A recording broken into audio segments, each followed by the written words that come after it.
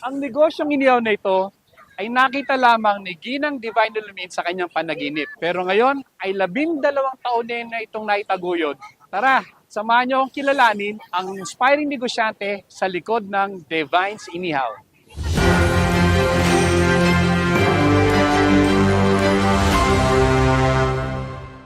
Magandang araw po sa inyong lahat at welcome po muli sa Kanegosyo TV. Sa araw na ito ay isa na naman pong inspiring small business owner ang ating makakasama. Inspiring dahil 12 years na po ang kanyang sinimulang Divine's Inihaw business. At para malaman natin ang kanyang sekreto, samahan niyo po ako. Pakilala ko sa inyo ang ating kanegosyo sa araw nito, si Ginang Divine Illumin. Divine, maraming salamat. Maraming salamat dahil tinanggap mo yung aming imbitasyon na makapanayam ka namin para sa Kanegosyo TV. Okay, Divine's Inihaw business, 12 years na, no?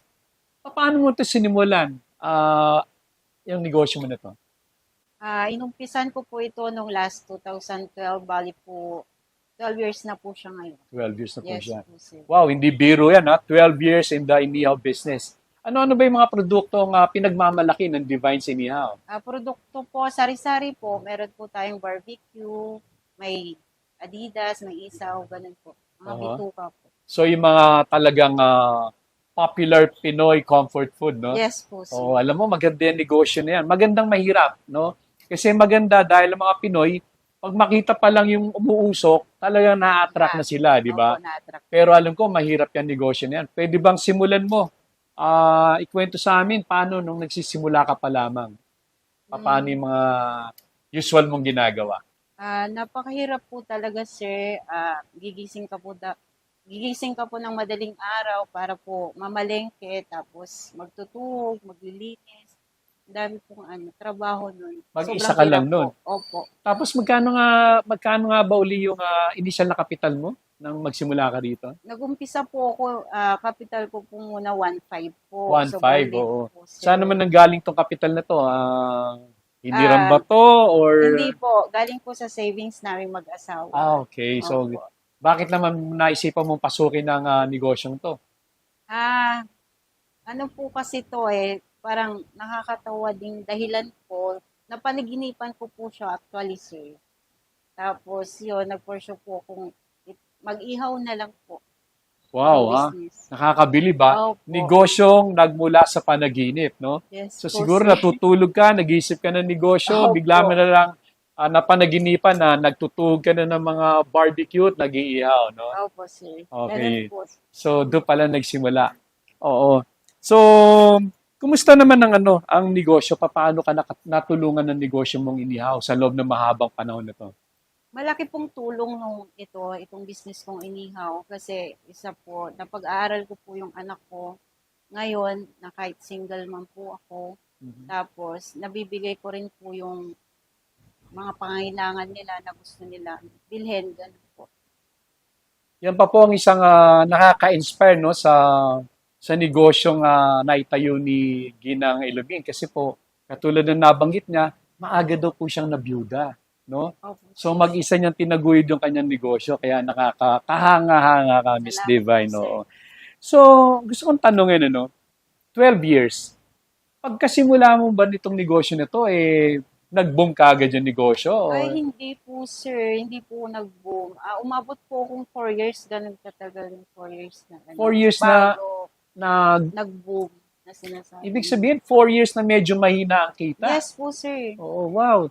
Nakakabilib yan. 4 years and yet hindi mo sinukuan yung negosyong Hindi inihaw. po. Bakit?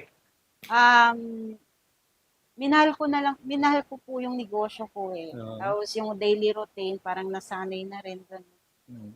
Tapos, nilaban ko din Oo. na para kahit pa paano. Alam nyo, mga kanegosyo, no? Yung sinabi niya, napakaganda, no? 4 years na medyo hindi ganun kaganda ang benta Opo. and yet hindi niya sinukuhan yung negosyo dahil ito yung keyword na sinabi niya na gustong-gusto ko ibahagi. Mahal niya daw yung negosyo. Tama ba? Yes po, So sir. sabi nga nila, Napamahal pag na rin. mahal mo ang isang bagay, negosyo man yan o trabaho, talagang hindi ka mapapagod. Tama ba? Opo, sir. So, pwede bang mga munting pagsubok, no, na napagdaan ng negosyo mo sa loob ng mahabang taon? At paano mo ito nalagpasan?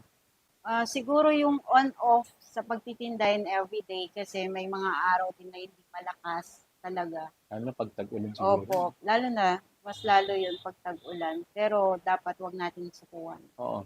Pero I suppose, no, nakakatanggap ka rin ng mga bulk orders na, no, pag may mga Opo, occasion, di ba? kasi Oo. yun nga din, nakakatulong din yun, mas lalo yung mga orders ko. Minsan may nagme-message na mag-orders yung mga may occasion, gano'n. Tapos So, may mga ano sila, may mga outing, gano'n. so, again, ito ang nakakatuwa dyan sa negosyo mong yan 12 taon, mag-isa mong tinaguyod. Yes. Ano ba ang sekreto ng Divine's Inihaw at talagang tumagal siya sa merkado? Siguro, masarap po yung lasa ng inihaw po namin. Tapos, malinis po, tsaka affordable din po. Wow, oo. So narinig niya, dapat daw pala ang isang negosyo, lalo kung pagkain masarap, malinis, Opo, malinis, tsaka mura. affordable po. Oo. So anong oras naman kayo nagbubukas at anong oras kayo nagsasara? Nag-start po kami ng 3 p.m. po sa hapon. Tapos, nag-e-end po kami ng 8 p.m. Oo. So matanong ko nga pala, ilan ba yung anak ni Ginang Ilumid? Dalawa po. Dalawa, ilang taon Yes. na yung mga anak mo niya? Yung panganay ko 14 years old. Tapos, 7 years old yung sinunod niya. Ito ba mga anak mo to na-expose mo na o nakakatulong mo na sa iyong negosyo? Opo, yung panganay muna, nakakatulong na rin. Siya na rin yung nagko-close lahat. Aha. So Pag tumutulong na closing siya time ngayon pa namin, lang. opo. Oo. So nakikita mo ba na ang anak mo sa darating na panahon siya magpapatuloy ng Divine Sinihaw? Pwede rin po kung gugustuhin niya. Oo. Pero, nasa kanya na po yun kung ano yung gusto niyang pangarap. Okay, oo. Siguro isang last question, no? Yes po. Anong mahalagang advice ang pwede mo maibigay sa ating mga kanegosyo na nanonood sa atin? Advice ko po na mahalin natin po yung negosyo natin, huwag natin bibitawan kahit na sobrang hirap po. Tapos ituloy lang po natin. So, mahalin ang trabaho, Mahalin po. huwag susukuan, no? Opo. Talagang ipaglaban mo, no? Yes. So, napakaganda po ng mensahe ng ating kanegosyo sa araw na ito. Sana po ay meron po kayong napulot na mga aral at inspirasyon mula kay Ginang Divine Ilumid. So, nagpapaalam na po ako muli ang inyong kanegosyo na si Den Ferrer na palagi po nagpapaalala sa inyo na magnegosyo na po tayo. Dahil pag maraming negosyo, ang ating bansa, siya kang asenso.